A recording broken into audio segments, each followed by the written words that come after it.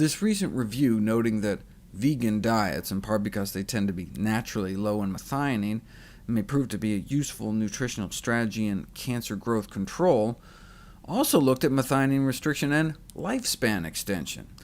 It seems that the less methionine there is in body tissues, the longer different animals tend to live.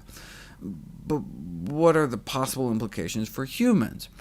I've talked before about the free radical theory of aging, this concept that aging can be thought of as the oxidation of our bodies, just like rust is the oxidation of metal. And methionine is thought to have a pro-oxidant effect.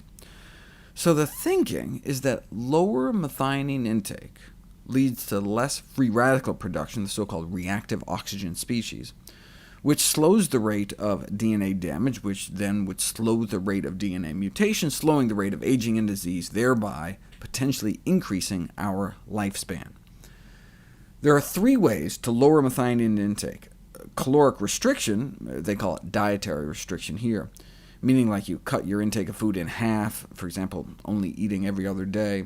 That would lower your methionine intake. Or because methionine is found concentrated in certain proteins, you could practice protein restriction across the board, eating a relatively protein-deficient diet. Or the third option is to eat enough food, eat enough protein, but just eat plant proteins because they are relatively low in methionine.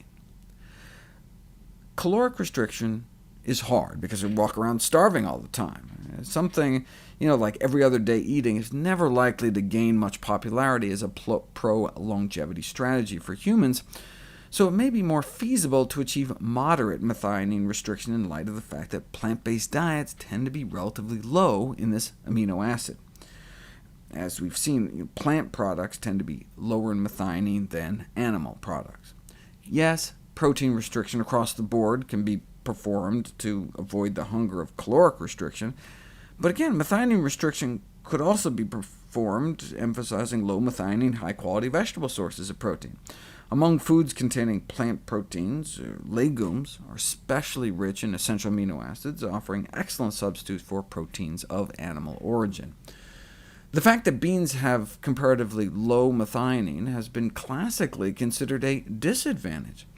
But given the capacity of methionine restriction to decrease the rate of free radical generation in internal organs, to lower markers of chronic disease, and to increase maximum longevity, ironically converts such a quote-unquote disadvantage into a strong advantage, and fits well within the important role of beans in healthy diets like the traditional Mediterranean diet.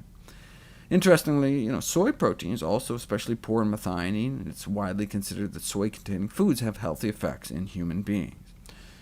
Now, on a population level, folks could benefit from just lowering their protein intake, period. The mean intake of proteins, and thus methionine, of Western human populations is much higher than needed. Therefore, decreasing such levels has a great potential to lower tissue oxidative stress and to increase healthy lifespan in humans while avoiding the possible undesirable effects of caloric restriction. We're eating twice as much protein as we need, so first thing we can recommend is just decreasing the intake of protein. Has a large potential to bring about health benefits. But then we can lower methionine even further eating a plant-based diet. The reason plant-based diets are so protective is not known. Yes, vegetables contain thousands of phytochemicals, but separately investigating their possible protective roles would be an impossible task.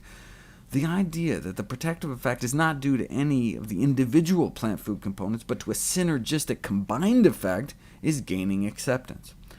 However, based on the relationship of excess dietary methionine with toxicity to major vital organs, and its likely mechanism of action through increase in free radical generation, the possibility exists that the protective effects of plant-based diets can be due, at least in part, to their lower methionine content.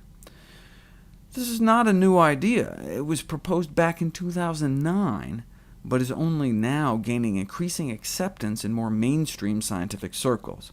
The idea that low methionine content of vegan diets may make methionine restriction feasible as a life extension strategy.